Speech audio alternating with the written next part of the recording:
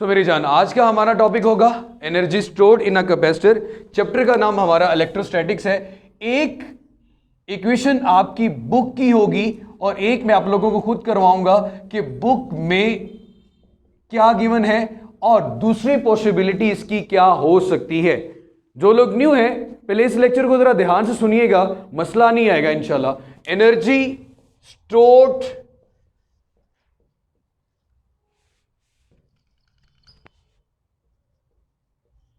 Energy stored in a capacitor, बड़ा important long question भी है अगर बोर्ड के पॉइंट ऑफ व्यू से देखा जाए तो। कैपेसिटर का पोर्शन आपके according to the smart syllabus सिर्फ इसमें सीरीज और पैरेलल नहीं है, otherwise each and everything included है इसमें। ठीक है मेरी जान। और ये कैपेसिटर का टॉपिक आपके एंट्री टेस्ट में भी बहुत इंपॉर्टेंट होता है। जैसे कि एक शहजादा आपका बैठा हुआ है, इसको बड़े अच्छे से अंदाजा होगा। अब मेरी जान, हमारे पास कैपेसिटर में होता क्या है, दो प्लेट्स होती हैं, दो पैरेलल प्लेट्स लेते हैं मेरा बेटा मेटल की बनी हुई, उनको सेपरेट किया जाता है किसी ना किसी स्मॉल डिस्टेंस डी से। हम मेरे बेटे एक तरफ से इसे बैटरी का पॉजिटिव टर्मिनल अटैच करते हैं और दूसरी तरफ से बैटरी का नेगेटिव टर्मिनल अटैच करते हैं। मैंने उस दिन भी ये बात एक्सप्लेन की थी कि यहां पे जो पॉजिटिव चार्ज आता है वो कंडक्शन की वजह से आता है और यहां पे जो नेगेटिव चार्ज आता है वो इंडक्शन की वजह से आता है। What is the meaning of conduction? जब मैंने ये बात की कि ये दो मेटल की प्लेट्स जिनको छोटे से डिस्टेंस के साथ सेपरेट किया जाए, अलग किया जाए, वो कैपेसिटर बनाती हैं। और उनको कब? जब उसकी एक एक्सटर्नल बैटरी या एनर्जी के सोर्स के साथ आप कनेक्ट कर दें। तो ये जो अरेंजमेंट है, ये जो आपके सामने एक सर्किट, एक अपरेटस बन गया, ये कैपेसिटर कहलाता है। अब मेरी जान, मेटल के अंदर होते हैं फ्री इलेक्ट्रॉन्स। ये positive potential high in free electrons को अपनी तरफ क्या करेगा? अट्रैक्ट करेगा। तो यहां पे इस प्लेट पे क्या आता जाएगा मेरा बेटा? Positive charge. अब आप बालों में जब कंघी करते हो, रब करते हो कंघी को रब करने से कंघी के ऊपर क्या पैदा हो जाता है? चार्ज। जब आप उसे पीस ऑफ पेपर की तरफ लेके गए तो उसने तो पीस ऑफ पेपर को भी अट्रैक्ट कर लिया। इसका मतलब यह हुआ चार्ज आपने कंघी को किया था, लेकिन उस कंघी के चार्ज की वजह से, उस कंघी के चार्ज की वजह से पेपर के ऊपर भी क्या हो गया? चार्ज इंड्यूस हो गया। उसे हम कहते थे इलेक्ट्रोस्टैटिक इंडक्शन। इस प्लेट पे पॉजिटिव चार्ज है, इस पॉजिटिव की वजह से इस प्लेट पे कौन सा चार्ज आ जाएगा? नेगेटिव। तो इसे हम फिर क्या नाम देंगे? Electrostatic induction. क्या नाम देंगे मेरा बेटा? Electrostatic induction. अच्छा, इस एनर्जी को जिसे हम इलेक्ट्रिकल एनर्जी कहते हैं, बड़े सादा और सीधे सीधे अल्फाज में एक बात बता दूं तो कैपेसिटर की दो प्लेट्स के दरमियान एक तरफ पॉजिटिव चार्ज है, दूसरी तरफ नेगेटिव है। इलेक्ट्रिक फील्ड लाइंस हमेशा पॉजिटिव से किसकी तरफ जाती हैं बेटा? नेगेटिव की तरफ। तो ये बात याद रखिएगा कि आपके पास कैपेसिटर में जो चार्ज या इलेक्ट्रिकल एनर्जी स्टोर होती है वो field between the plates, field between the plates, in capacitor की दो प्लेट्स के दरमियान जो फील्ड मौजूद है, चार्ज एक्चुअली वहां पे स्टोर होता है या इलेक्ट्रिकल एनर्जी वहां पे स्टोर होती है। जैसे कि आपने किसी ऑब्जेक्ट पे, ये बॉल पेन है, जमीन की तरफ चले गई या पॉइंटर, अब मैं जब इसको ऊपर वर्क परफॉर्म करके इसमें पोटेंशियल एनर्जी स्टोर कर रहा हूं तो किस फील्ड में एनर्जी स्टोर हो रही है? ग्रेविटेशनल फील्ड में। किस फील्ड में एनर्जी स्टोर हो रही है? ग्रेविटेशनल फील्ड में। सिमिलरली यहां पे भी किस फील्ड में एनर्जी स्टोर होती है? इलेक्ट्रिक फील्ड में। ये एंड पे जाके हम लोग खैर पढ़ेंगे। फिलहाल मेरे बेटे मैं यहां पे एक वेरिएबल बैटरी लगा लेता हूं। जब ये एरो आए ना, इसका मतलब है ऐसी बैटरी जिसके वोल्टेज कम भी किए जा सकते हैं, ज्यादा भी किए जा सकते हैं। हमें इस कैपेसिटर को चार्ज करना है, हमें इस कैपेसिटर को क्या करना है? चार्ज। मैंने तो आपको सिर्फ एक कैपेसिटर का इंट्रोडक्शन दिया just because of the new students कि कैपेसिटर क्या चीज है। दोबारा से, अगर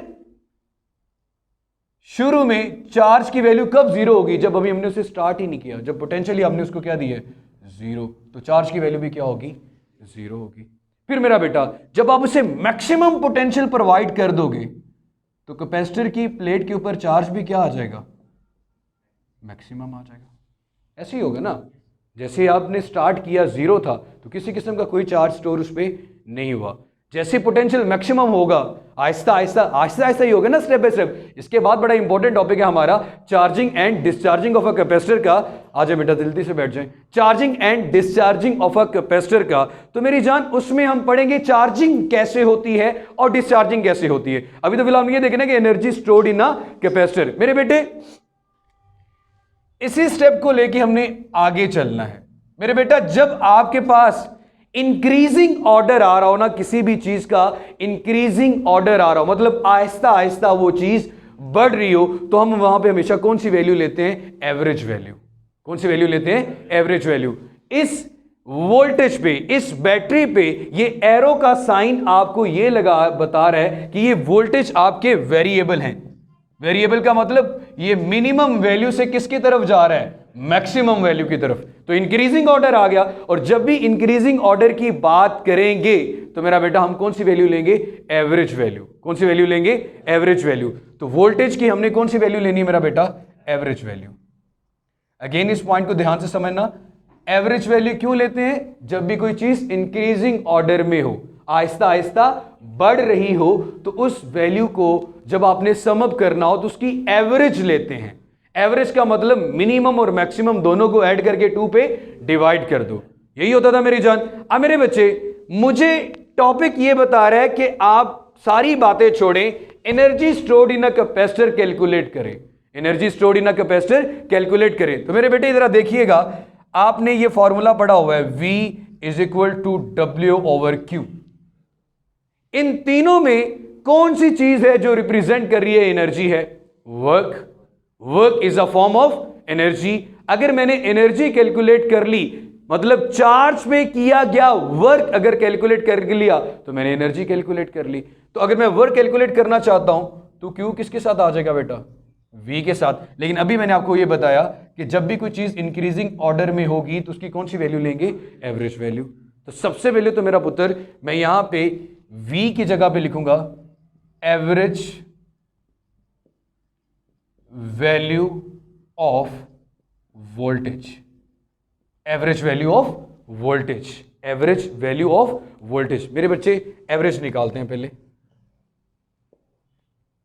मिनिमम वैल्यू कितनी थी? 0। मैक्सिमम कितनी थी? V। 0 plus V divided by 2।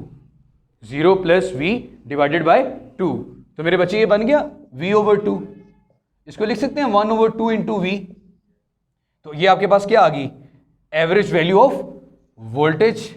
V average आ गया आपके पास।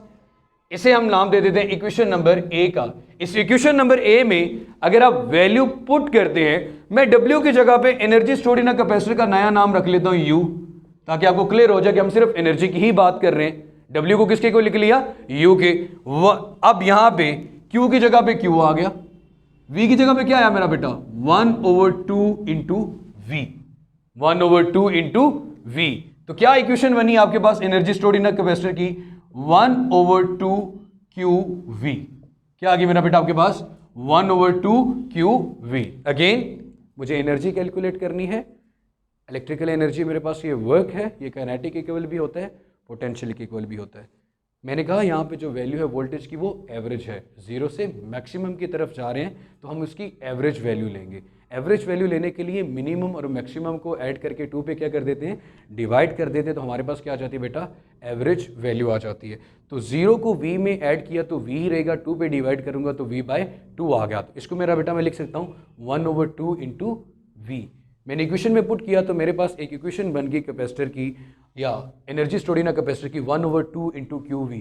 अब बेटे बुक में कुछ और है। बुक में सिर्फ और सिर्फ है कि जब आप इस चीज़ के साथ बैटरी कनेक्ट रखते हो, हम दूसरा केस भी पढ़ सकते हैं जब बैटरी डिस्कनेक्ट हो। हम मैंने इक्वेशन, 2 इक्वेशन ड्राइव करूंगा, एक बुक से और एक बुक के हट कर भी।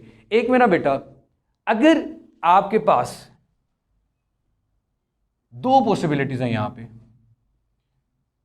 व्हेन बैटरी इज कनेक्टेड, अगर कैपेसिटर के साथ बैटरी जुड़ी रहेगी, एक कॉमन सेंस की बात है, कौन सी चीज कांस्टेंट रहेगी? वोल्टेज क्या रहेंगे? कांस्टेंट रहेंगे। जाने मन, अगर बैटरी लगी हुई है तो V क्या रहेगा आपके पास, कांस्टेंट रहेगा। ये पॉइंट समझ में आ गया? अगर ये पॉइंट समझ में आ गया तो मतलब टॉपिक हो चुका है हमारा। अब मेरे बच्चे दूसरी condition, when battery is disconnected, अगर बैटरी को डिस्कनेक्ट कर दिया जाता है, हटा दिया जाता है, तो फिर उस बैटरी पे, उस कैपेसिटर पे मजीद चार्ज नहीं आएगा। जब मजीद चार्ज नहीं आएगा, ये लाइन बड़ी मजेदार समझने वाली है, मजीद चार्ज का ना आना मतलब चार्ज क्या हो गया, कांस्टेंट। मजीद चार्ज नहीं आएगा तो फिर क्या कांस्टेंट हो जाएगा, चार्ज कांस्टेंट हो जाएगा। अगेन यही दो पॉइंट थे, ये दो पॉइंट समझ लिए तो मेरी जान ये दुनिया ही बदल जाएगी, दोनों की इक्वेशंस भी डेराइव हो जाएंगी।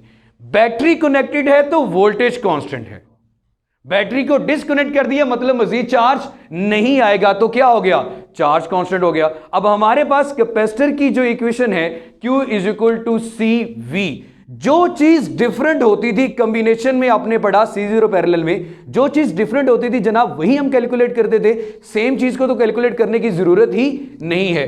यहां पे वोल्टेज कांस्टेंट है लेकिन चार्ज कांस्टेंट नहीं है, मतलब मुझे किसकी वैल्यू निकालनी है, चार्ज की। मेन इक्वेशन मेरी क्या है, U, दरम्यान में लाइन लगा दूं ताकि ये दोनों अलग अलग हो जाए, ये इसके लिए अलग करूंगा, U is equal to 1/2 QV आ गया। We know very well Q किसके इक्वल होता है, CV के इक्वल। Q किसके इक्वल होता है मेरा बेटा, CV के इक्वल। V तो कांस्टेंट है, उसको तो मैंने छेड़ना ही नहीं है, मैंने किसकी वैल्यू पुट करनी है, Q की। Q की अगर मैं वैल्यू पुट करता हूं मेरी जान 1/2, क्या आया यहां पे, CV इंटू V, तो क्या बन गया 1/2 CV स्क्वेयर, 1/2 CV स्क्वेयर हो गया मेरा पुत्र। Energy stored in a capacitor होगी मेरे बेटे जब बैटरी आपके पास क्या थी, कनेक्टेड। अब यहां पे आपको एक रिलेशन बड़ा मजेदार नजर आ रहा होगा कि आपके पास इन कैपेसिटेंस का और एनर्जी का, दोनों का आपस में कौन सा रिलेशन आ रहा है, डायरेक्ट। दोनों का आपस में कौन सा रिलेशन आ रहा है, डायरेक्ट। लिख सकता हूं U is directly proportional to C। अब आपने, सर मैं अपने आप से भी ये क्वेश्चन करूं कि यार अगर यहां पे एनर्जी के साथ इसका डायरेक्ट रिलेशन आ रहा है, अगर मैं बैटरी डिस्कनेक्ट कर देता हूं और एनर्जी कैलकुलेट करना चाहता हूं, क्या मेरा कैपेसिटेंस के साथ डायरेक्ट रिलेशन आता है या नहीं आता, मुझे वो चीज कैलकुलेट करनी है और मुझे इक्वेशन से वो चीज साबित भी करनी है। सबसे पहले तो मैं अपनी वही मेन इक्वेशन लिखूंगा, U किसके इक्वल आ गया मेरा बेटा 1/2 QV।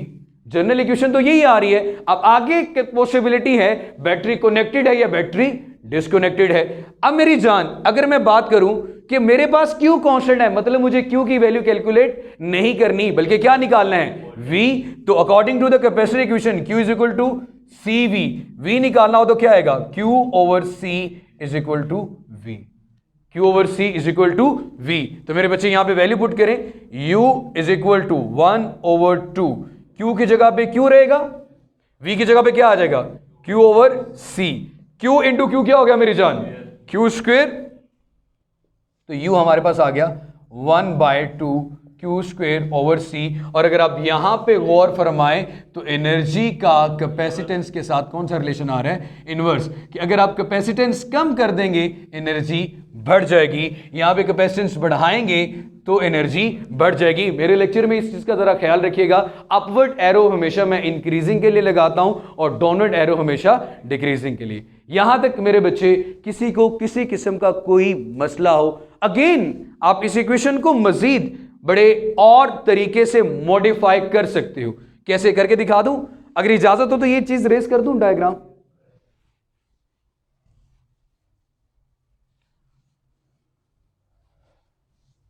अब मेरे बच्चे जरा देखो, U इज इक्वल टू, आपकी बुक में ये इक्वेशन है 1/2 CV स्क्वेयर, क्योंकि हम बैटरी को कनेक्टेड रखते हैं, हम बैटरी को क्या रखते हैं, कनेक्टेड रखते हैं, इसलिए आपकी बुक में कौन सी इक्वेशन है, दिस वन, ये डेरिवेशन है। U is directly proportional to C।